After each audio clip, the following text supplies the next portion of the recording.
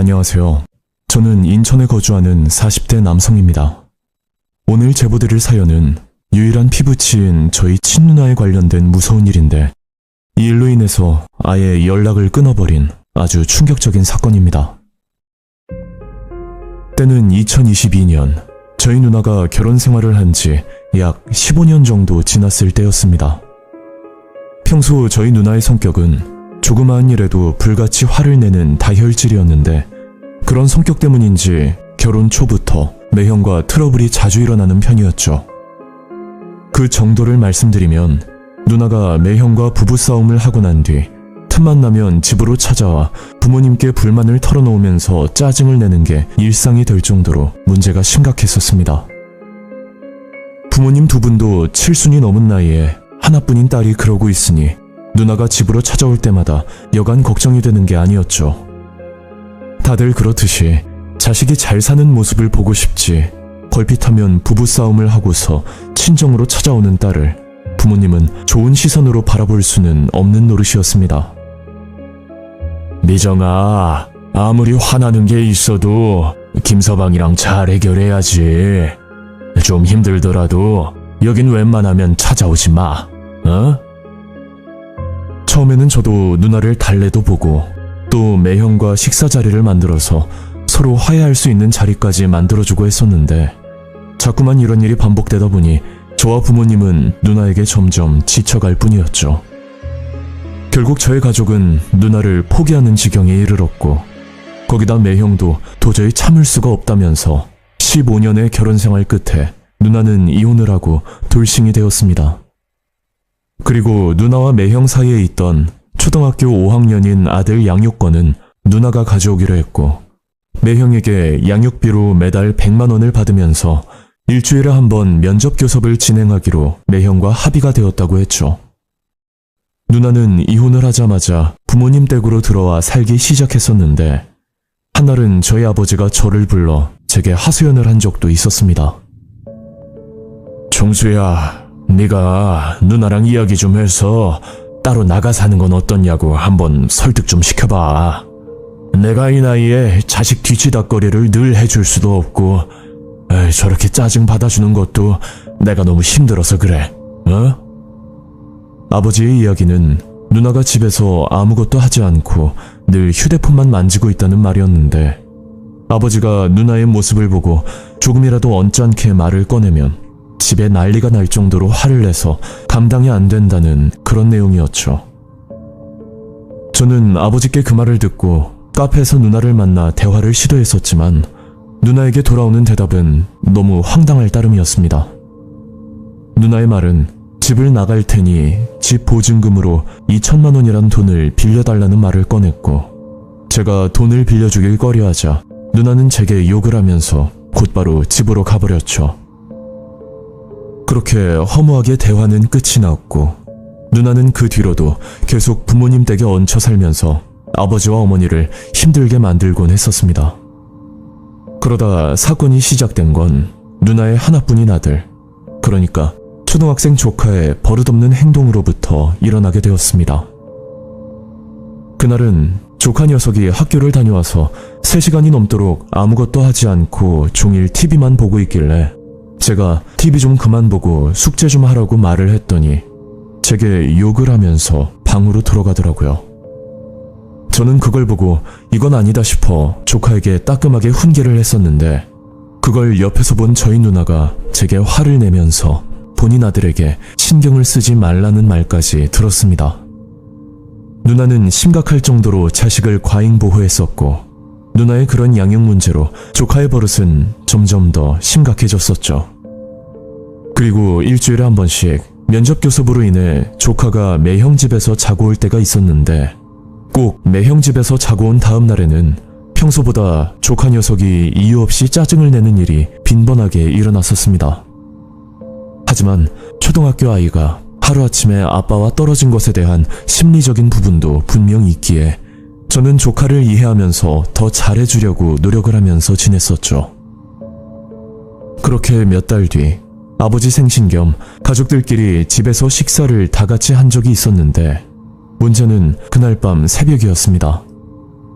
아마 새벽 2시가 넘은 걸로 기억을 하고 있고, 그날은 부모님 집에서 하룻밤을 묵기로 했었는데, 그 새벽에 어디선가 자꾸만 욕을 하는 소리가 들리더라고요. 그래서 방문을 열어 확인을 했더니 글쎄 누나 방에서 나는 소리였고, 제가 명확한 내용은 모르겠지만 대략 추측하기론 아이 양육 문제로 매형과 다투는 것으로 보였습니다. 그 전화는 새벽 4시가 넘어 끝이 났고, 저는 다음날 아침 누나를 불러 정말 심각하게 말을 꺼냈었죠. 누나, 내가 이런 말까진 안 하려고 했는데 어제 새벽에 누나가 욕하는 거 다 들었거든? 옆에 애도 있고 또 다른 방에 부모님도 계시는데 이건 좀 아니지 않아? 누나는 제 말을 듣고 더욱 격분을 하면서 화를 냈고, 저는 더 이상 대화가 불가능하다고 판단이 돼서 그냥 서둘러 집으로 돌아갔었습니다. 그리고 얼마 뒤 처음 보는 번호로 전화 한 통을 받게 되었고, 그 전화는 병원 응급실이었는데 교통사고 건으로 제게 연락을 했다는 내용의 전화였었죠. 저는 깜짝 놀라서 급히 병원으로 향했고, 병원 응급실 침대에는 매형이 말없이 누워 있었는데, 병원 관계자에게 자초지종을 들어보니 매형이 길을 걷다 달려오는 차에 부딪혀 119로 실려왔다는 말을 들을 수가 있었습니다. 그 와중에 다행인 건 매형은 치료 정도로 회복될 만큼 경미한 부상이었고, 저는 매형에게 자세한 사고 내용을 물었지만 매형은 뭔가 겁에 질린 듯한 표정으로 자꾸만 한숨을 쉬면서 누워만 있더라고요. 매형, 저는 이만 가볼게요. 몸조리 잘하시고 또 연락드릴게요. 그렇게 매형에게 인사를 하고 나가려고 하는데, 그제야 매형이 저를 불러 믿을 수 없는 이야기를 꺼내는 겁니다. 처남, 내가 일부러 처남에게 연락해달라고 병원에 부탁했었거든. 그게 너무 무서워서 말이야. 매형이 해준 이야기는 너무나 충격적이고 소름 끼치는 이야기였는데, 그건 저희 누나와 관련된 섬뜩한 내용이었죠. 사고가 있던 그날, 누나는 조카 녀석을 집에 두고 외출을 했던 날이었는데, 알고 보니 매형과 저녁 약속이 있었고, 식당에서 저녁을 먹으면서 아이의 양육 문제에 대해 의논을 했었다고 합니다. 매형은 누나에게 요즘 아이가 좀 폭력적으로 변한 것 같다고 말을 했었는데, 누나는 그 얘기를 듣고 모든 원인을 매형 탓으로 돌리는 내용의 대화를 나눴다고 했었죠. 그러다 보니 서로 감정이 격해질 수밖에 없었고, 저녁을 먹던 도중 매형이 먼저 자리에서 일어나게 되었는데, 사건은 그때부터였습니다. 다혈질 성격이었던 누나는 매형에게 욕을 하면서 따라오기 시작했고, 매형도 화가 났지만 이를 더 크게 만들고 싶지 않은 생각에 그냥 무시를 하면서 길을 걷고 있었는데, 그때 뒤에서 자동차 한 대가 매형 쪽으로 달려오더니 매형을 그대로 들이받고, 그 후 전봇대까지 받고 나서야 차가 멈췄다고 했었죠. 매형은 천운인지는 모르겠지만 가벼운 찰거상만 입었었고, 너무 놀란 나머지 그 차를 뚫어지게 쳐다보고 있었는데, 그 차에서 내린 건 바로 저희 누나였고, 매형은 그걸 보자마자 온몸에 소름이 끼쳤다고 합니다. 그리고 사고 현장을 본 시민들이 119와 경찰을 불렀고, 심지어 누나는 출동한 경찰을 폭행까지 할 정도로 흥분을 삭히지 못하는 상태였다고 하더라고요. 저는 그 말을 듣고 일방적으로 매형의 말만 믿을 수가 없어서 곧장 누나에게 연락을 했었는데, 무슨 일이 있는 건지 전화를 받지 않았고, 한참 뒤 누나의 전화가 아닌 경찰서에서 전화가 한 통 걸려왔었죠. 그제야 매형이 해준 말들이 사실이라는 것을 명확하게 알 수가 있었고, 저는 할 말이 없을 정도로 어안이 벙벙해질 수밖에 없었습니다. 그러니까 누나는 이혼을 하고 매형과 양육 문제로 다툼을 하다가 매형을 죽이려는 마음으로 운전대를 잡았다는데, 아무리 화가 나더라도 사람이 그런 행동을 실행하는 것 자체가 정말 끔찍하다는 생각밖에 들지 않았었죠. 결국 이 일로 인해서 저와 부모님은 누나와 인연을 끊기로 하고, 그 후로 더 이상 연락을 주고받지 않고 지냈었습니다. 그리고 조카는 매형이 맡아서 키우기로 하고, 저는 가끔 조카를 보러 매형을 찾아가곤 했었는데, 매형에게 들은 최근 소식으로는 누나의 출손날이 반년 정도밖에 안 남았다고 너무 불안하고 무섭다는 말까지 들었었죠. 하나뿐인 피부치였지만 저와 너무 다른 성격이었던 저희 누나는 가족도 외면할 정도로 끔찍한 사람이었고 이제는 두 번 다시 마주치고 싶지 않은 그런 존재가 되어버렸습니다. 이 사건은 저희 가족의 가정사이기도 하지만 뉴스 기사까지 나올 만큼 그 당시 화제가 되었던 일이었고 지금은 3년이란 시간이 흘렀지만 아직도 그때 사건만 생각하면 너무나 섬뜩하고 소름이 끼칩니다.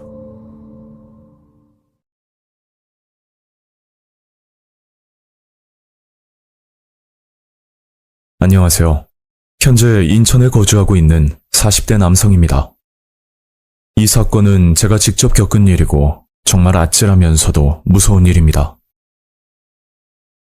때는 6년 전쯤 저와 비슷한 상황의 사람들을 만나면서 사건은 시작되었죠. 이야기에 앞서 저는 중학생 아들과 둘이 살고 있는 돌싱 아빠입니다. 전처와 이별한 지는 벌써 꽤 오랜 세월이 지났고 이혼을 한 계기는 여러 가지 이유가 있겠지만 가장 큰 원인은 전처의 외도 문제였죠. 사건은 6년 전이니까 2017년도에 있었던 일이고 그 당시 아들은 초등학교 3학년 10살이었는데 그때 겪었던 이야기를 지금부터 해볼까 합니다. 그날은 제 기억으로 주말 아침이었고 학원을 마치고 돌아온 아들이 저에게 말을 하더군요. 아빠, 있잖아. 아들이 했던 말은 제가 외로워 보인다며 여자친구를 만나보라고 말을 하는 겁니다. 고작 10살 아이에게 그런 말을 들으니까 뭔가 기분이 이상하기도 하고 한편으로는 저를 생각해주는 아들이 대견하다는 생각까지 들었어요. 우민아, 아빠는 너만 있어도 괜찮아. 그렇게 아들과 시간을 보내다가 그날은 기분 좋게 잠이 들었고 아마 일주일 정도 지났을 때였죠. 고등학교 동창 중에 베트남 현지에서 사업을 하던 친구가 있었는데 잠깐 국내로 들어오는 일정이 생겨 며칠 동안 저희 집에서 지내기로 했고 그날 밤 친구와 집에서 술을 한잔 하게 되었습니다. 요즘 애들 보면 우리 때랑 참 많이 다른 것 같아. 글쎄, 아들 녀석이 뭐라고 하는지 알아? 저는 우민이와 나눴던 대화를 친구에게 말해줬더니 친구도 적극 찬성을 하더군요. 야, 너도 언제까지 혼자 살 거야? 나이 먹는 거 금방이야. 젊을 때 누구라도 만나야지. 안 그래?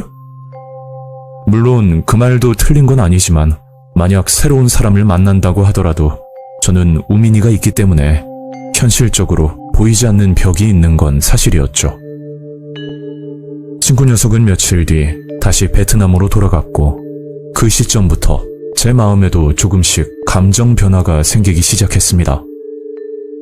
일단 부딪혀보고 좌절을 하더라도 한번 시도는 해봐야겠다는 다짐을 하게 됐고 그날부터 돌싱 모임을 나가게 되었죠.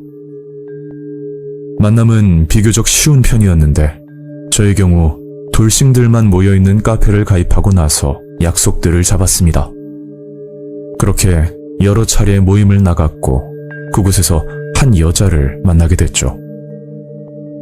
나이는 저보다 4살 연하였고 그리고 여자친구에게는 이름이 은지라는 6살 딸이 한 명 있었습니다. 어떻게 보면 정말 잘 맞는 조건이라고 할 수 있는데 그게 서로 자녀가 있다 보니 공감할 수 있는 부분이 굉장히 많았었죠.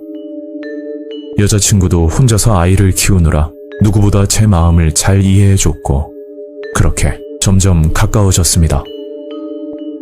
저희들은 재결합까지 생각하고 만남을 가졌는데 주말마다 아이들과 놀이공원도 가고 맛있는 것도 먹으면서 남들이 보면 평범한 가정이라고 생각할 만큼 행복하게 지냈죠. 하지만 그 행복은 오래가지 못했고 짧은 시간에 사람을 믿었던 제 자신이 정말 후회스럽습니다. 어느 날 새벽 시간 친구 아버님의 부고 소식을 듣고 급하게 장례식장을 가야 했는데 집에 혼자 있는 우민이가 걱정돼서 저는 여자친구에게 부탁을 했었죠. 자고 있었지? 미안해. 다름이 아니라 친구 아버님이 돌아가셨다고 해서. 쉽지 않은 부탁이었지만 여자친구는 고맙게도 곧장 저희 집으로 와줬고, 덕분에 저는 편안하게 다녀올 수 있었습니다. 그 계기로 인해 저희는 더욱 가까워지게 되었는데, 어느 정도였냐면 주말에 만나 헤어지는 게 아닌 아이들과 같이 저희 집에서 잠까지 자고 가는 날이 잦아졌죠. 어떻게 보면 섣부르다고 할 수도 있겠지만 서로 아픔을 가지고 있는 사람들끼리 만나는 거라 일반 연애와는 차원이 다른 무언가가 있었습니다. 무엇보다 우민이가 굉장히 좋아했기 때문에 다른 건 눈에 들어오지 않더군요. 그렇게 1년 동안 여자친구와 연애를 했고 신중한 결정 끝에 양가 부모님께 재결합 의사를 밝히기로 했죠. 저희들은 결혼식 대신 소소하게 양가 부모님들을 모셔 식사를 하는 자리를 가진 뒤 본격적으로 같이 살게 되었습니다. 그리고 대략 한 달 정도 지났을 때부터 우민이가 점점 달라지기 시작하더군요. 제 아들이라서 그런 게 아니고 평소 우민이는 굉장히 외향적이라는 말을 많이 들었는데 어느 순간부터 표정이 늘 어둡게만 보이는 겁니다. 요즘 애들이 빠르다고 하니 사춘기가 일찍 왔나 생각도 했었지만 그러기에는 너무 어린 나이였죠. 그래서 우민이를 불러 이유를 물어봐도 끝내 대답을 듣지 못했고 혹시 제가 알지 못하는 새엄마와 갈등이 있나 싶어 며칠간 유심히 지켜봤지만 서로 웃으면서 잘 지내는 걸 보니 그건 또 아닌 것 같더군요. 그 일은 일단 지켜보기로 했고 제가 수상함을 느낀 건 딸 은지의 생일날이었습니다. 그날 하필이면 지방 출장 때문에 급하게 김해로 내려가야 하는 일정이 있었는데 어쩔 수 없이 아내에게 먼저 생일 파티를 하고 있으라고 양해를 구했죠. 헌데 거래처 사장님이 다른 볼일이 생겼다고 약속을 미루는 바람에 출장 스케줄이 취소되어 버렸습니다. 어떻게 보면 가족들과 시간을 보낼 수 있어서 정말 다행이었고 저는 아내에게 말하지 않고 깜짝 놀래주려는 생각으로 집으로 향했죠. 그리고 조용히 비밀번호를 누르고 집으로 들어갔는데 집안에는 아내와 아이들 그리고 낯선 남자가 앉아 있었고 그 남자는 저를 보더니 깜짝 놀라더군요. 저기 누구세요? 남자는 제 말에 대답은 하지 않고 급하게 옷을 챙겨 도망가듯이 나가버리는 겁니다. 아니, 저 사람 누구야? 그러자 아내는 미리 말 못해서 미안하다고 사실 그 남자는 아내의 전남편인데 딸이 보고 싶어서 잠깐 들렸다고 하더군요. 아니, 여기가 미국도 아니고 제가 고지식한 건지는 모르겠지만 저와 같이 사는 집에 전남편을 불렀다는 사실이 정상적으로 보이진 않았죠. 순간 너무 열이 받아서 언성을 높이며 말을 하게 됐고 아내는 조심하겠다는 의사를 밝히고 저는 아이들 때문에 참고 넘어가게 되었습니다. 그런데 그날부터 제가 보지 못했던 다른 부분들이 하나씩 보이기 시작하더군요. 한날은 씻고 나서 옷을 갈아입으려고 하는데 옷장 안에 못 보던 남자 속옷이 보이는 겁니다. 이거 내 거 아닌데? 저는 아내에게 물어보려고 하다가 일단 혼자서 알아보기로 했죠. 어차피 아내에게 물어봐도 진짜 진실은 들을 수 없을 것 같다고 판단을 내렸는데 저의 추측이지만 외도를 하고 있을지도 모른다는 생각이 들었기 때문입니다. 전처도 헤어진 사유가 아내의 외도 문제인데 그 당시는 제가 너무 감정적으로 행동을 해서 아무런 증거조차 남기지 못했었죠. 그래서 가족들을 제외한 주변 사람들은 성격 차이로 이혼을 한 줄 알고 있었고 저도 2번은 당하지 않겠다는 생각을 가지고 있었습니다. 일단 아내에게는 평소처럼 행동하고 저는 회사에 휴가를 냈던 상황이었죠. 그리고 렌터카를 빌려 집 근처에서 아내의 행방을 지켜보고 있었는데 시간이 꽤 지나도 아내는 집에서 뭘 하는지 나오지 않더군요. 결국 며칠 동안 아무런 증거도 찾을 수 없었고 슬슬 힘들어지기 시작할 때 앞전 딸 생일날 찾아왔던 전남편이란 사람이 저희 집 문을 열고 들어가는 겁니다.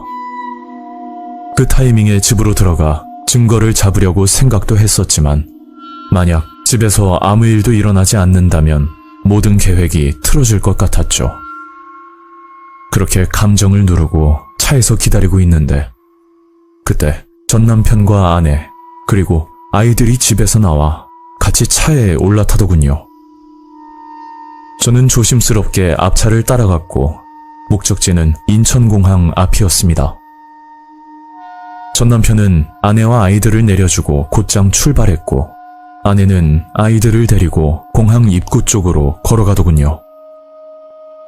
문득 드는 생각이 이대로 두면 큰일 나겠다는 느낌이 들었고 얼른 차에서 내려 아내와 아이들에게 다가갔었죠.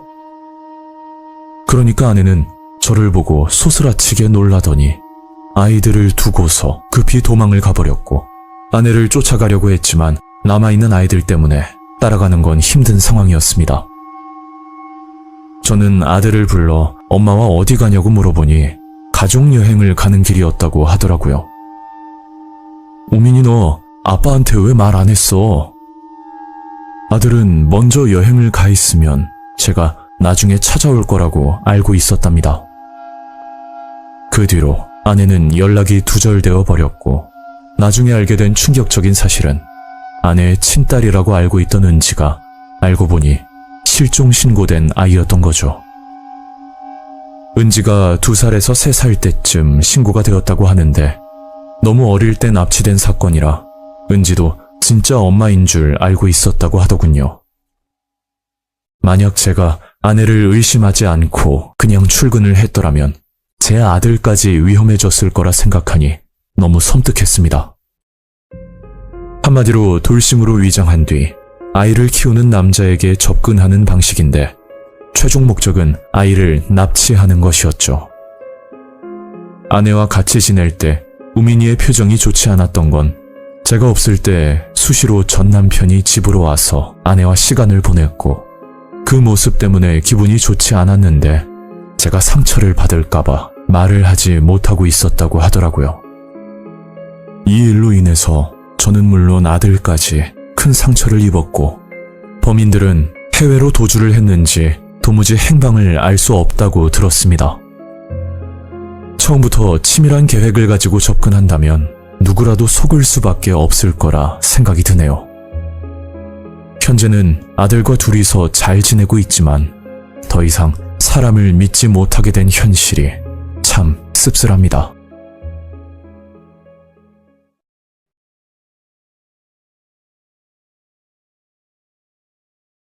안녕하세요. 저는 경기도에 살고 있는 30대 직장인 남성입니다. 지금부터 제보드릴 이야기는 제 인생에서 가장 행복할 것만 같았던 순간이 한순간에 끔찍하게 변해버린 그런 사연입니다. 그 당시 저는 반복되는 야근과 힘든 업무에 지쳐있던 터라 퇴근 후에 집에서 온라인 게임을 하는 것이 유일한 낙이었습니다. 수많은 길드원들과 음성 채팅으로 떠들면서 몬스터를 사냥하는 그 시간만큼은 아무 생각도 들지 않고 현실의 고단함까지 잊을 수가 있었죠. 그리고 이 사건의 주인공인 소희라는 여자를 만난 것도 바로 게임 안에서였습니다. 소희는 저희 길드에서 귀여운 목소리와 밝은 성격으로 분위기 메이커를 담당하고 있는 힐러 역할이었고 저 역시 그런 소희에게 이성적인 호감을 느끼게 되었었죠. 게임이라는 공통 관심사 덕분인지 저희는 금세 가까워져 밤새도록 개인적인 이야기를 나누는 날도 많아졌고 그렇게 몇 달간의 온라인 인연을 이어가다 저희는 마침내 현실에서의 첫 만남을 가지게 되었습니다. 사진으로만 보던 소희는 제 예상보다 훨씬 더 괜찮은 사람이었고 그날부터 저희는 자연스럽게 사귀게 되었는데 게임 속 파트너에서 현실의 연인이 된 이 순간이 지금 생각해도 정말 꿈만 같았었죠. 저는 소희에게 점점 더 깊이 빠져들었고 연애 초반에는 게임을 주로 같이 하면서 시간을 보냈지만 시간이 지날수록 게임을 하는 시간보다 소희와 함께 맛집을 찾아다니거나 주말이면 근교로 드라이브를 떠나는 것이 저희에게는 일상이 되어가고 있었습니다. 그러나 항상 밝아 보였던 소희에게도 말 못할 아픔이 있다는 것을 알게 된 건 연애를 시작하고 몇 달이 지난 여름날이었죠. 그날 공원에서 산책을 하면서 소희의 손목을 잠깐 봤었는데 손목 안쪽에 있는 여러 개의 흉터를 발견하게 되었고 저는 이게 무슨 상처냐고 묻자 소희는 제게 이런 말을 꺼내더라고요. 아, 이 상처 말이야? 사실 나한테는 말하기 힘든 콤플렉스인데 내가 고등학교 때 아버지에게 학대를 좀 당했거든. 그때 생긴 거야. 그 말을 듣는 순간 소희를 향한 연민과 함께 소희에게 상처를 주고 학대를 했던 소희의 아버지를 향한 분노가 치밀어 올랐고 저는 앞으로 소희를 더 지켜줘야겠다고 다짐을 하는 그런 계기가 되어버렸습니다. 그 후로 저희 사이는 더욱더 견고해졌고 소희와 결혼까지 생각할 만큼 깊은 관계로 나아가고 있었죠. 하지만 균열이 시작된 건 모든 것이 완벽하다고 믿었던 바로 그 시점이었습니다. 제가 가끔 나가던 모임이 하나 있었는데 그건 고등학교 때 친했던 친구들끼리 소모임을 하면서 근황을 물어보는 자리였고 그날 오랜만에 만난 친구들과 회포를 풀다 보니 시간이 가는 줄도 모르고 술을 마신 적이 있었죠. 솔직히 말해 정신없이 웃고 떠드느라 소희에게 연락을 소홀히 한 건 사실이고 뒤늦게 휴대폰을 확인했을 때는 부재중 전화 수십 통과 장문의 문자들이 가득 와 있었던 상황이었습니다. 제가 소희에게 사과를 했음에도 소희는 좀처럼 화를 풀지 않았고 술을 마시면서 연락이 안 되는 동안 무슨 일이 생긴 줄 알고 무서웠다는 소희의 말은 단순 서운함을 넘어선 거의 통제할 수 없는 불안감에 가깝다고 느껴질 정도였죠. 그 사건으로 인해 저희는 크게 다투게 되었고 저는 소희와 잘 지냈었던 예전의 모습으로 돌아가기 위해 엄청난 노력을 했지만 한 번 금이 간 관계는 쉽게 회복이 되질 않았습니다. 그렇게 저는 힘든 날을 보내고 있었고 얼마 뒤 소희가 작은 선물 상자를 들고 저를 찾아왔었는데 그 상자 안에는 고급져 보이는 자동차 키홀더가 들어있었죠. 오빠도 개인적인 일이 있을 텐데 너무 내 생각만 한 것 같아서 정말 미안해. 우리 다시 예전처럼 잘 지내보자. 소희의 화해 선물로 인해 저희는 극적으로 관계 회복을 하고 잘 지내는 듯 했었지만 바로 그때부터 아주 이상한 우연들이 자꾸만 일어났었습니다. 한날은 퇴근을 하고 혼자 영화가 보고 싶어 예매를 했더니 상영관 앞에서 우연히 소희와 마주치는 일이 있었고 또 친구와 약속을 잡고 둘이서 술을 마시고 있을 때 우연히 소희와 닮은 여자가 지나가는 모습을 목격하는 일도 있었죠. 그 후로 이런 일들이 비교적 자주 일어났고 한두 번이야 우연이라고 생각하겠지만 횟수가 점점 잦다 보니 뭔가 찜찜하고 서늘한 의심들이 싹트기 시작했었습니다. 저는 친구들을 만나 제 고민을 심각하게 털어놓았고 한 친구는 제가 너무 예민하다면서 대수롭지 않게 넘겼지만 옆에 있던 다른 친구는 뭔가 알 것 같다는 표정으로 말을 꺼냈었죠. 민준아, 혹시 너 여자친구가 휴대폰에 위치 앱이나 아니면 차에 위치 추적기 같은 거 설치해 놓은 거 아니야? 에이, 설마. 소희가 그 정도는 아니야. 야, 그래도 사람 일은 모르는 거지. 한두 번이야 그렇다 쳐도 그렇게 자주 만나는 게 말이 되냐? 근데 이 키홀더 좀 이상하지 않냐? 무게도 무겁고 옆면에 미세하게 틈도 보이는 것 같은데 요즘 위치 추적기 진짜 작게 나와서 이런 데 넣어도 아무도 몰라. 친구의 말을 듣는 순간 온몸에 소름이 끼쳤지만 애써 침착하면서 소희는 절대 그럴 사람이 아니라고 부정을 했었습니다. 그러나 자꾸 머릿속에는 친구의 말이 떠올랐고 소희를 향한 의심은 걷잡을 수 없이 점점 커져만 갔었죠. 그래서 저는 반신반의하는 마음으로 일종의 실험을 해보기로 했었는데 그건 소희가 선물한 키홀더를 일부러 집에 둔 채로 나가보는 것이었습니다. 그날 하루 동안은 제 동선을 소희에게 알리지 않고 퇴근 후에는 평소에 가지 않던 서점에 들러 시간을 보냈었는데 그 결과는 소희와 어떤 우연도 생기지 않았던 사실이었죠. 저는 며칠간 소희가 선물해준 키홀더를 집에 두고 다니기 시작하자 모든 우연이 거짓말같이 사라졌고 그 순간부터 소희가 무섭다고 느껴질 정도였습니다. 지금까지 사랑이라고 믿었던 모든 행동들이 사실은 저를 감시하고 통제하기 위한 족쇄였다는 사실에 말할 수 없는 배신감이 느껴졌고, 이렇게는 더 이상 만남을 유지할 수 없겠다는 판단이 들었었죠. 그리고 얼마 뒤 카페에서 소희를 만나 제게 선물했던 키홀더에 대해서 따지고 물었더니 갑자기 한숨을 쉬면서 모든 걸 털어놓았는데, 저는 그 이야기를 듣고 그나마 남아있던 정까지 사라져버렸습니다. 그러니까 소희는 제가 동창 모임을 나갔던 날 알 수 없는 불안감에 휩싸여 잠을 이룰 수가 없었고, 그러면 안 되는 걸 인지하면서도 제가 너무 걱정이 되는 마음에 소형 위치 추적기를 구매하고 자동차 키홀더 안에 숨겨서 제게 선물을 했었다고 합니다. 그저 제가 어디서 뭘 하는지 알고 있으면 왠지 모르게 안심이 될 것 같다면서 저를 너무 사랑해서 그랬던 거라며 말을 하는데, 저는 도저히 용납을 할 수가 없었죠. 결국 그날 저희는 헤어졌고, 그 뒤로 다시는 소희에게 연락을 하지 않고 지냈습니다. 그렇게 끔찍했던 연애가 끝이 나고 몇 달의 시간이 흘러 마음의 상처도 어느 정도 아물었을 때, 문득 예전에 소희와 함께했던 게임이 생각나서 오랜만에 접속을 하게 되었죠. 게임 접속을 하자마자 한때 게임 속에서 정말 친하게 지냈던 길드원에게 1대1 음성 채팅이 걸려왔고, 저는 그 길드원과 이런저런 대화를 나누다가 제가 생각지도 못했던 엄청난 사실을 그제야 알게 되었습니다.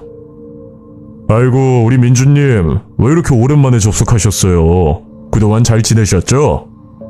아, 네, 저는 뭐 잘 지냈죠. 요즘 하는 일도 바쁘고 게임할 시간이 도통 없어서요. 아, 그러셨어요? 그나저나 소희랑은 잘 만나고 계시죠? 소희도 요즘 접속을 안 해서 통 궁금했거든요. 아, 저 소희랑 헤어졌어요. 소희가 보기랑 다르게 집착하는 게 조금 있더라고요. 아, 집착이요? 역시 그런 일이 있으셨구나. 저 사실은 민주님이 소희를 만난다고 했을 때 제가 이 얘기를 해야 될까 고민을 엄청나게 했었거든요.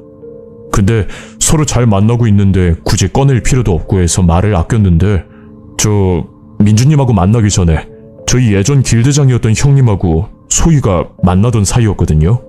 근데 그때도 집착이 너무 심해서 형님이 헤어지자고 했었는데, 소희가 그걸 받아들이지 못하고 매일 회사 앞에 찾아가고 그랬대요. 형님도 짜증나고 힘들어서 일부러 소희를 피하면서 다녔는데, 한날은 소희가 흉기를 들고 와서 안 만나주면 죽여버리겠다고 형님에게 협박을 했었대요. 근데 그렇게까지 했는데도 형님이 반응이 없으니까 그 자리에서 자기 손목을 몇 번 그어서 쓰러졌다고 하더라고요. 그때 119까지 부르고 아주 난리가 났었대요. 그 사건 때문에 형님은 소희가 너무 무섭다고, 또 엮일까봐 겁이 난다면서 길드장 자리까지 넘기고 뭐 이사까지 가버리셨다고 들었어요. 그 말을 듣고 나니 소희의 손목에 있던 그 흉터가 아버지의 학대 때문이라고 눈물을 흘리던 그 모습조차 모두 가식이었다는 걸 깨달았고, 그 진실은 남자를 향한 광적인 집착이 남긴 흔적이었죠.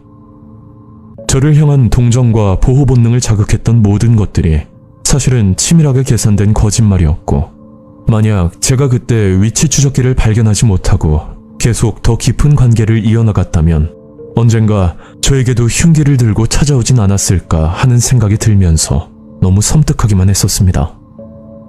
그날 이후로 저는 누군가를 온전히 믿는다는 것이 얼마나 무서운 일인지 새삼 또 한 번 느꼈고, 사랑이라는 가면 뒤에 숨겨진 집착이 한 사람을 얼마나 망가뜨릴 수 있는지 저는 제 온몸으로 겪은 무서운 일이었습니다.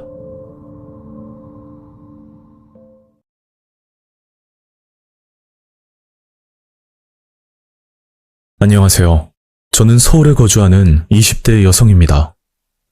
어리다면 어린 나이라고 할 수 있는 20대 초반에 겪은 일이었고, 물론 저의 잘못도 큰 건 알지만 이런 일도 있구나 라는 정도로 들어주시면 될 것 같습니다. 지금부터 5년 전 20대 초반에 있었던 일입니다. 그날은 친구 생일이라 평소 친하게 지내던 멤버들과 나이트에서 술을 한잔 했었습니다. 저 포함 친구들도 나이트를 별로 좋아하지 않았는데, 뭐 그날은 기념일이기도 했고 모처럼 기분이나 낼 생각으로 방문했던 거죠. 그렇게 한참을 놀고 있다가 우연한 계기로 다른 남성들과 합석을 하게 됐고 그곳에서 경수라는 남자를 알게 됩니다. 처음 그 남자를 봤을 때 들었던 생각은 키도 훤칠하고 거기다 얼굴까지 잘생겨서 굉장히 호감으로 다가오더라고요. 이름은 김경수, 나이는 저보다 7살 연상이었으니까 그 당시 20대 후반이었고 경수 오빠는 그 나이에 맞지 않게 결혼에 관한 이야기를 계속 꺼내곤 했었죠. 이 부분은 사람마다 가치관이 다른 거니까 좀 현실적인 남자라는 생각이 들었습니다. 그렇게 나이트에서 만나 연애를 하게 됐고 만난 지 3개월 만에 프로포즈를 받았는데 솔직히 기분은 좋았지만 제 입장에서는 너무 부담스러운 결정이라고 볼 수 있었죠. 그 당시 저는 대학생 신분에 직장도 없고 그렇다고 집이 부유한 편도 아니었거든요. 그러다 보니 쉽게 대답을 할 수가 없었고 결국 경수 오빠의 프로포즈를 거절할 수밖에 없었습니다. 그런데 오빠는 모든 걸 책임지겠다며 본인만 믿으라는 말을 반복했었고 그렇게 저는 경수 오빠의 부모님을 뵙기로 약속을 잡았었죠. 그리고 약속 날이 되어 오빠네 집으로 향했는데 오빠가 사는 집을 보니 더욱 부담스러워지더라고요. 위치는 강남 주택가 인근이었고 말로만 듣던 부자들만 사는 동네였습니다. 그렇게 경수 오빠를 따라 집으로 들어갔고 어떻게 보면 예비 시어머니라고 볼 수 있는 오빠네 어머님을 만나게 됩니다. 아직도 그때 기억이 생생한데 어머님은 저를 보자마자 눈도 마주치지 않으셨고 인사도 받아주지 않더라고요. 경수 오빠는 어머님과 한참 대화를 나누더니 잠시 뒤 어머님이 저를 불러 둘이서 할 이야기가 있다고 말을 하는 겁니다. 그리고 방으로 따라오라고 하더니 문을 닫고 짜증 섞인 목소리로 말을 하더군요. 너 우리 집이 어떤 집안인지 알고 온 거야? 아니요. 저도 오빠에게 들은 게 없어서요. 내가 단도직입적으로 말할게. 잘 들어. 너 혼수용품으로 집 한 채 값 자신 없으면 여기에 발도 붙이지 마. 알았어? 그 말을 끝으로 대화는 종료됐고 저는 오빠에게 아무 말도 하지 않고 그냥 집으로 향했죠. 그리고 그날부터 저는 경수 오빠의 연락을 피하듯이 했고 저희는 자연스럽게 헤어지는 듯 했었습니다. 그렇게 한 달 정도 지났을 때 또다시 경수 오빠에게 전화가 왔었는데 계속 이렇게 연락을 피하는 것보다는 확실히 관계 정리를 할 필요가 있다고 판단되어 고민 끝에 전화를 받았었죠. 너 왜 이렇게 연락이 안 되냐? 아니, 엄마한테 얘기 다 들었어. 혼수로 집 한 채 값 해오라고 하셨다며? 경수 오빠는 답답한지 짜증을 내면서 말을 했고 저는 사실 그대로 제 마음을 전달했습니다.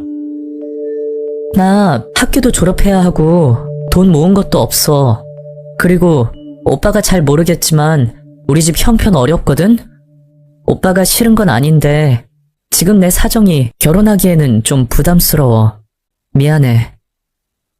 그러니까 오빠는 마지막으로 만나서 이야기를 하자고 했고 저도 끝맺음을 확실히 하고 싶어 결국 약속을 잡았었죠.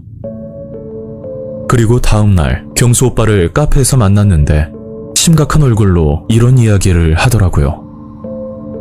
은정아, 지금부터 내 얘기 잘 들어. 내가 엄마를 설득시켰거든? 혼수 이런 건 필요 없다고 하셨는데 대신 조건이 있다고 집에 한번 데려오래. 그래서 무슨 조건이냐고 물었더니 오빠도 정확히는 잘 모르겠는데 아마 제가 걱정하는 금전적인 부분은 아니라는 겁니다. 그래도 저는 거절 의사를 밝혔지만 경수 오빠는 제가 없으면 안 된다고 끝까지 고백을 하더라고요. 물론 머리로는 아닌 게 확실한데 사람 마음이라는 게 마음대로 되는 게 아니잖아요. 또 오빠 얼굴을 보고 나니 저도 모르게 마음이 흔들렸고 그렇게 다시 경수 오빠 집을 찾아가게 되었습니다. 왔니?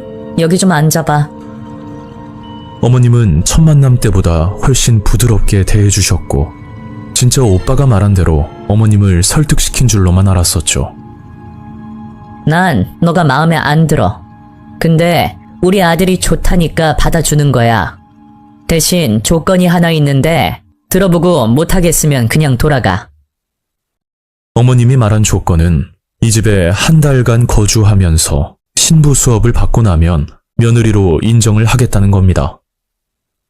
그 말만 들었으면 그냥 포기하고 나왔을 텐데 어머님은 솔깃한 제안을 하나 하시더라고요. 너가 한 달 동안 잘 버티면 경수랑 살 집도 마련해주고 너희 집 형편도 어려운 것 같은데 내가 충분히 살게끔 도와주마. 한 달이 길다면 길 수도 있는 시간인데 뭐 이 정도면 충분히 할 수 있다고 생각이 들었고 저는 일주일만 시간을 달라고 하고서 그 길로 집으로 들어왔죠. 그게 이런 문제를 저 혼자 결정하는 건 말이 안 되는 거고 일단 부모님께 말씀을 드리기 위해서 시간을 달라고 했던 겁니다. 그날 밤 부모님께 모든 걸 말씀드렸고 뭐 이미 어느 정도 예상은 했지만 부모님은 화를 내면서 절대 안 된다고 하시더군요. 저도 그런 부모님의 마음을 모르는 건 아니지만 사실 오빠를 많이 좋아하고 있었기 때문에 부모님의 반대에도 저는 신부 수업을 받기로 결정을 내렸습니다. 그렇게 간단한 짐을 챙겨 저는 경수 오빠 집으로 들어갔고 그 집에서 정말 끔찍한 일들을 겪게 됩니다. 어머님은 꼭 지켜야 할 2가지 필수 조항을 말씀해 주셨는데 그마저도 예사롭지가 않았죠. 첫 번째는 가족들 포함 이 집에 방문하는 사람들을 신처럼 떠받들어야 된다고 하더군요. 그 이유가 이 집에는 거래처 관련 손님들도 많이 오는 편이고 또 나름 이름만 들어도 아는 유명인들도 찾아온다고 하는데 한마디로 그런 사람들한테 우습게 보이면 안 된다는 게 결정적 이유라고 할 수 있었죠. 그리고 2번째는 무슨 일이 있더라도 정해진 시간에 식사를 준비하고 청소를 해야 하는 규칙적인 생활이 필수라고 하셨습니다. 2가지 필수 조항 중 1가지라도 지키지 못하면 이 집에서 나가야 된다고 하더군요. 그렇게 어머님이 정해준 규칙대로 생활을 했었는데 일주일 정도는 큰 문제가 없었지만 2주차가 됐을 무렵 사건 하나가 생겨버렸죠. 그날 경수 오빠는 일이 있어서 외출을 했었고 집안에는 저와 오빠네 부모님만 있던 상황이었습니다. 이제야 말씀드리지만 아버님은 시한부 판정을 받으신 상태였고 혼자 몸도 가누기 힘들 정도로 건강이 좋지 않으셨죠. 그래서 늘 간병인이 옆에 있으면서 모든 걸 케어해 줬었는데 그날은 간병인이 일이 있다고 해서 나오지 못한 날이었습니다. 얘야, 너네 시아버지 목욕 좀 시켜드려라. 그 말을 들었을 때 굉장히 당황스러웠고 혹시나 말을 잘못 들었나 싶어 다시금 물었더니 같은 말을 하면서 짜증을 내시더군요. 왜? 못하겠니? 그 순간 굉장히 수치스럽고 난감했지만 몸이 불편한 환자를 씻기는 거라 생각하고 마음을 다잡았습니다. 이 사건을 경수 오빠에게 말하려고 했지만 혹시나 또 오빠가 어머님에게 말을 하는 난감한 상황이 벌어질까봐 혼자 참고 넘어갈 수밖에 없었죠. 그런데 그 일이 시작점이 됐던 건지 정말 충격적인 사건은 얼마 지나지 않아 일어났습니다. 그날 손님 한 분이 찾아오셨는데 케이블 TV에도 출연하셨던 유명한 스님이라고 하시더라고요. 스님은 어머님과 대화를 나누셨고 저는 옆에서 청소를 하고 있었는데 갑자기 어머님이 저를 부르더니 말을 하셨죠. 스님, 이 아이가 우리 집 며느리가 될 건데 스님이 보기에는 어떻게 보이세요? 그러자 스님의 표정이 어두워지더니 심각하게 말을 하는 겁니다. 복은 타고났는데 한 가지 큰 문제가 보입니다. 그래서 어머님은 무슨 문제가 있냐고 물었더니 글쎄 제가 남자가 잘 꼬이는 팔자라 결혼을 하더라도 이 문제로 골치가 아플 거라고 말하더군요. 아유, 스님, 그럼 좋은 방법은 없을까요? 그러자 스님은 한 가지 방법을 알려줬는데 그게 남편 말고 기가 강한 남자와 하룻밤을 보내야 더 이상 남자가 꼬이지 않을 거라는 말을 했죠. 스님, 그런 남자를 어디서 찾을까요? 아, 그건 걱정하지 마십시오. 제게 다 생각이 있습니다. 아니, 사람 면전에 대고 이런 말들을 하는데 너무 화가 나고 어이가 없더라고요. 그래서 스님이 가고 나서 어머님께 그런 건 미신이라고 절대 할 수 없다고 말을 했더니 그럼 그냥 나가라는 겁니다. 그때가 아마 3주 차였으니까 앞으로 일주일만 더 버티면 신부 수업이 끝나고 어린 나이에 오빠와 집을 얻어 살 수 있을 거라 생각하니 쉽게 포기하기가 힘들었습니다. 저는 일단 버텨보기로 생각하고 만약 다른 사람과 하룻밤을 보내는 상황이 오면 제가 거부하면 그만이라는 안일한 생각을 했었죠. 이 모든 걸 오빠에게 털어놓고 싶었지만 다 된 밥에 재를 뿌리는 것 같아 힘들지만 참고 버텼습니다. 그리고 신부 수업이 끝나기 3일 전쯤 앞전에 찾아왔던 스님이 다시 찾아왔고 저와 어머님을 보고 이런 말을 꺼내더군요. 오늘 밤 11시경에 2명의 남자가 이 집에 찾아올 겁니다. 처음이자 마지막 기회이니 꼭 길을 잘 받으셔야 합니다. 막상 그 말을 듣고 나니 정말 소름이 돋으면서 무서웠고 여기서 그냥 도망가는 게 맞는 건가 뭐 그런 생각까지 드는 겁니다. 남자 1명이면 어떻게든 맞대응을 해보겠지만 2명이라면 이야기가 다르잖아요. 그 말을 끝으로 스님은 돌아갔고 저는 너무 겁이 나서 오빠에게 모든 걸 털어놓았더니 오빠는 이렇게 말을 하더라고요. 오늘 밤 11시? 알겠어. 내가 지켜줄 테니까 걱정하지 마. 저는 불안하고 무섭고 오만 가지 생각이 다 들었지만 오빠가 해결해준다고 했으니 한번 믿고 기다려보기로 했었습니다.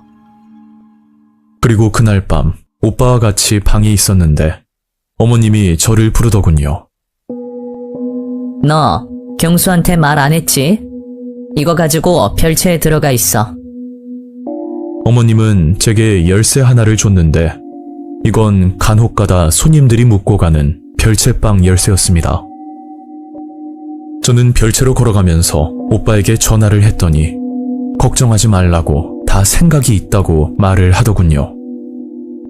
그때는 순진하게 그 말을 믿고 별채로 들어가 온몸을 떨면서 기다리고 있었는데 잠시 후 어떤 남자 2명이 얼굴을 가리고 들어오는 겁니다. 그리고 점점 가까이 다가오는데 너무 무서워서 제가 1명을 밀치고 곧장 문을 열고 나와 오빠가 있는 방으로 들어왔었죠. 그런데 오빠는 어디로 간 건지 보이지 않았고 한참 뒤 방으로 들어오더니 뜬금없이 상처가 났다고 약을 좀 발라달라는 겁니다. 아니, 해결해준다면서 뭐하고 이제야 들어온 거야? 나 진짜 무서워서 죽을 뻔했거든? 그리고 뭐 하다 다친 건데? 순간 열이 받아서 한마디 했더니 글쎄 오빠가 웃으면서 소름 돋는 말을 하더라고요. 야, 네가 나 밀었잖아. 알고 보니 아까 그 방으로 들어온 2 남자의 정체는 경수 오빠와 그리고 스님이었는데 오빠는 스님을 도와주기 위해 같이 들어오기로 말을 맞췄던 겁니다. 한마디로 어머님과 모든 계획을 공유하고 있었던 거고 오빠는 다 알고 있으면서 모르는 척을 하고 있던 거였죠. 이건 나중에 알게 된 사실인데 제가 일방적으로 연락을 피하는 걸 보고 화가 난 나머지 복수를 위해 그랬다고 하더라고요. 뭐 본인 입에서 나온 말이니 그 말도 크게 신뢰는 가지 않았습니다. 그 집 식구들은 저희 가족을 찾아와 오해가 있었다며 합의금 명목으로 꽤 많은 돈을 주고 갔었고 저는 그 돈을 받지 않으려고 했지만 형편이 어려운 부모님 생각에 그냥 참고 넘어가게 되었죠. 그 후로 남자에 대한 트라우마 때문인지는 모르겠지만 누굴 만나 연애하기가 무섭다는 생각이 듭니다. 물론 좋으신 분도 많겠지만 아직까지는 사람에 대한 불신 때문에 너무 힘들고 요즘은 불면증까지 생겨버렸죠.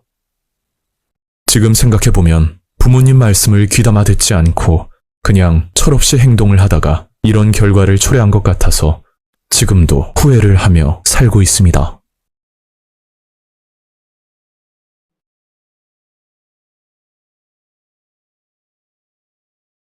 안녕하세요. 저는 천안에 거주하는 20대 여성입니다. 제가 겪은 사건은 불과 2달밖에 지나지 않은 최근의 일인데 이런 일들이 생각보다 많다고 하니 정말 조심하시길 바랍니다. 저는 결혼 3년 차 지극히 평범한 주부입니다. 이 사건이 일어나기 전까지 남편과 주말 부부 생활을 하고 있었고 제가 아이를 출산한 지 얼마 되지 않을 때라 육체적으로 굉장히 힘든 시기였는데 그래서 그런지 더욱더 충격을 받았던 일입니다. 지금부터 2달 전 남편이 집으로 돌아오면서 사건은 시작되었죠. 그날따라 남편의 표정이 좋지 않았고 하루 종일 앉아서 한숨만 쉬고 있더라고요. 여보, 무슨 걱정이라도 있어? 그러자 남편은 조심스럽게 말을 꺼냈는데 그 말을 듣고 그간 얼마나 마음고생을 했을지 안쓰럽단 생각까지 들었습니다. 사실 나 회사 그만뒀어. 아니 사장이란 놈이 회사에 빚만 잔뜩 내고 도망가 버렸거든. 그렇게 남편과 한참 이야기를 나눴고 결국 남편은 천안에서 일을 구하기로 결론을 내렸습니다. 그때까지는 오히려 잘 되었다는 생각이었는데 그게 주말 부부보다는 그래도 아이가 아빠와 같이 지내는 게 정서적으로 더 좋을 거라 생각이 들었었죠. 남편은 일자리를 구한다는 이유로 아침 일찍부터 나가곤 했었는데 그날은 평소보다 늦은 시간에 들어와 이런 말을 하는 겁니다. 여보, 나 내일부터 출근해. 친구가 소개해준 회사인데 규모도 있고 꽤 괜찮은 것 같아. 그래? 잘 됐네. 근데 무슨 일 하는 곳이야?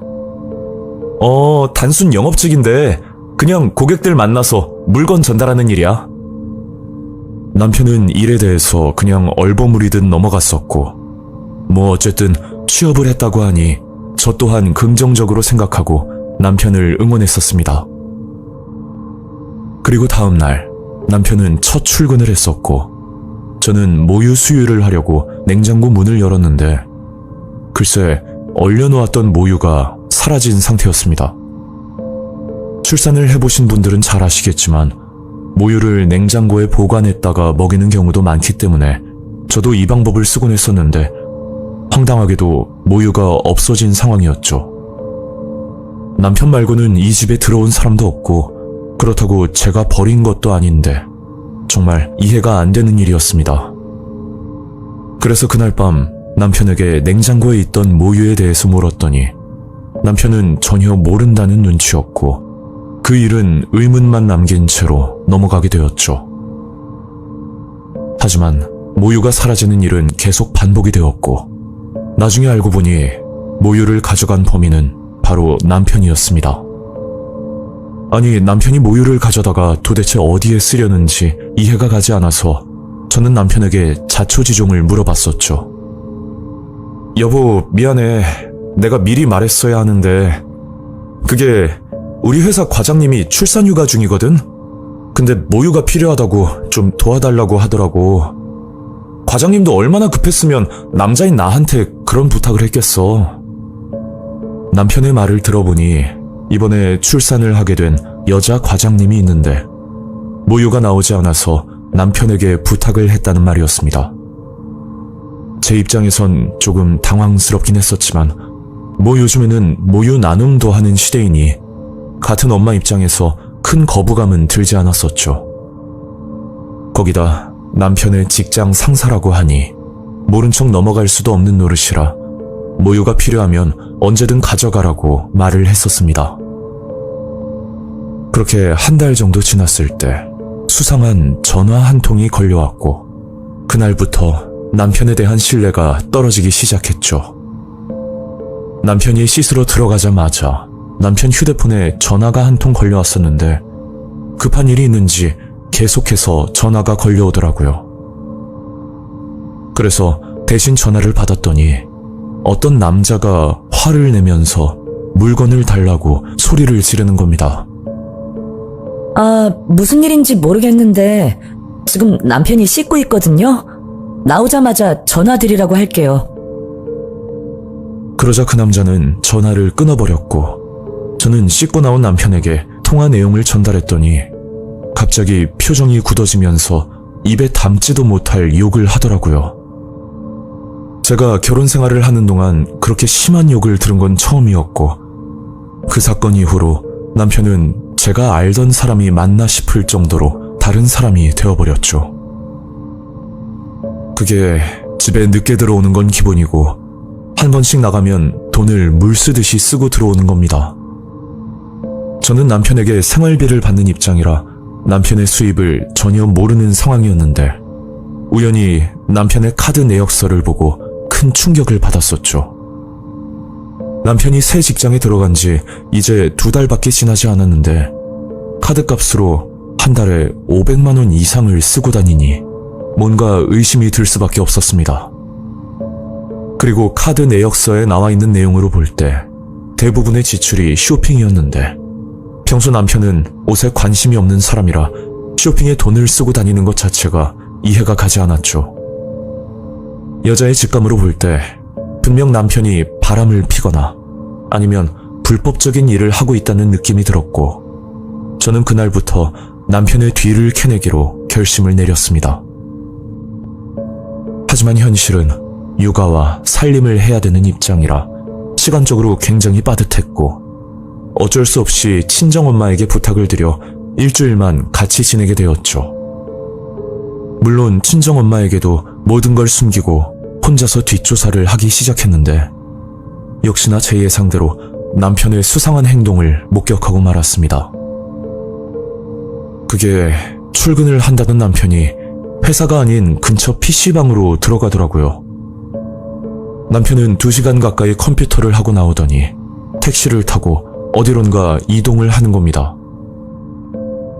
잠시 뒤 다이소 앞에서 어떤 여성을 만났고 바람이라도 피는 듯 싶었지만 만난 지 1분도 안 돼서 헤어지더군요. 그리고 남편은 또다시 택시를 타고 이동하더니 이번에는 중년 남성을 만나는 겁니다. 딱히 특별한 건 보이지 않았고 남편이 물건을 전달하는 영업직이라고 말을 했었기 때문에 혹시나 제가 괜한 오해를 하는 건 아닐까 하는 생각이 들어 그냥 돌아가려고 했었습니다. 하지만 그때 정말 충격적인 장면을 보고 말았죠. 그건 남편과 만났던 중년 남자의 이상한 행동이었는데 갑자기 길을 가다 그 자리에 서서 뭘 먹고 있더라고요. 그래서 유심히 살펴봤더니 글쎄 아기들이 먹는 모유를 마시고 있는 겁니다.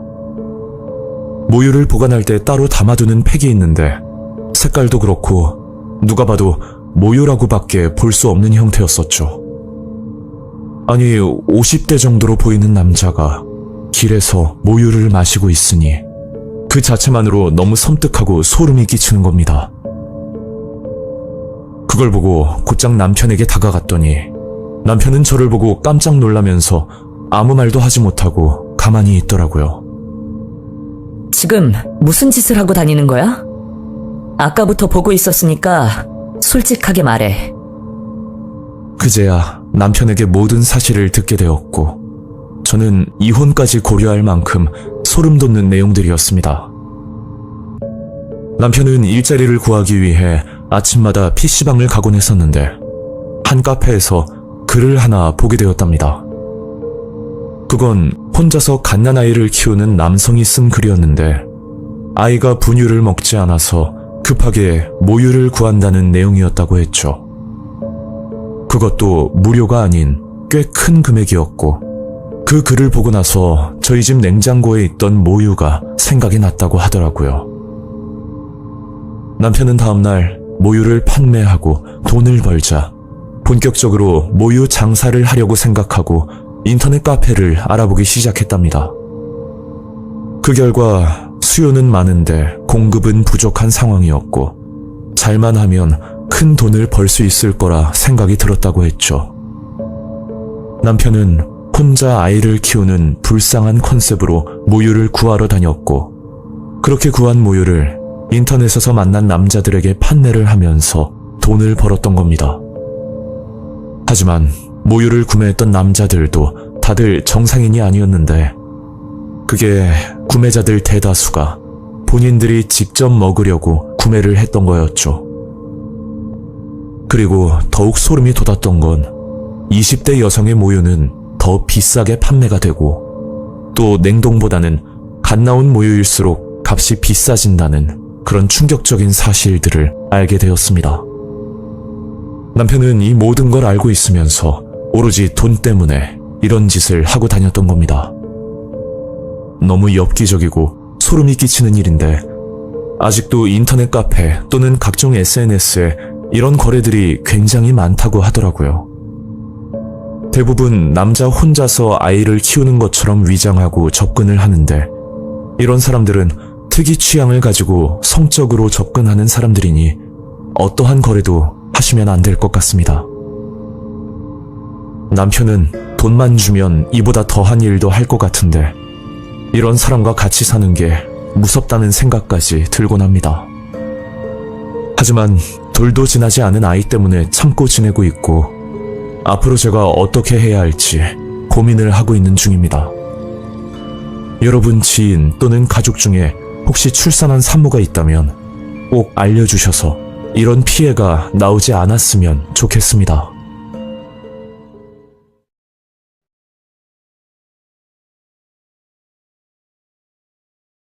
안녕하세요. 현재 서울에 살고 있는 30대 남성입니다.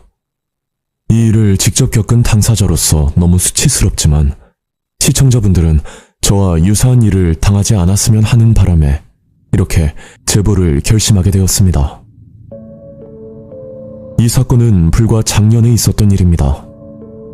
이야기에 앞서 저는 어릴 적부터 외모 때문에 불합리한 일들을 겪으면서 자랐고, 항상 공평하지 못한 대우를 받으며 청소년기를 보냈었습니다.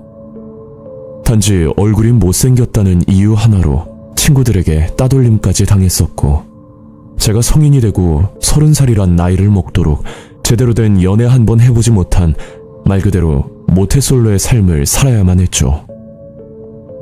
그래서 그런지 회사와 집 말고는 따로 외출은 하지 않고 지냈고, 쉬는 날에는 집에서 게임을 하면서 무료한 시간을 보내고 있었습니다. 그러던 어느 날, 가끔 안부 정도 묻고 지내던 고등학교 친구 종석이에게 연락이 왔고, 그날 편의점 앞에서 종석이와 맥주 한 잔을 하게 되었죠. 아, 종석아, 내 얼굴로 인생 살기 참 힘들다. 내가 봐도 이번 생에는 결혼은 포기해야 될 것 같아. 야, 우리 이제 30살이야 임마. 벌써 포기하면 어떡해. 그리고 외모보다 성격이 더 중요한 거야. 저는 종석이를 만나 답답한 심정을 털어놓았고, 제 말을 듣고 있던 종석이는 대뜸 이런 얘기를 꺼내더라고요. 그럼 이렇게 해볼래? 너 이번 주 주말에 할 거 없으면 나랑 어디 좀 가보자. 이번 주? 뭐 시간은 많지. 근데 그게 어딘데? 야, 일단 나와 보면 알지. 그럼 약속 잡은 걸로 알고 내가 토요일에 연락할게. 그렇게 저는 얼떨결에 종석이와 약속을 잡았고, 며칠 뒤 한 호프집에서 종석이와 술을 한잔하게 되었습니다. 종석아, 너 그냥 술 먹으려고 나 부른 거야? 야, 내가 주말 저녁에 너랑 술이나 먹으면서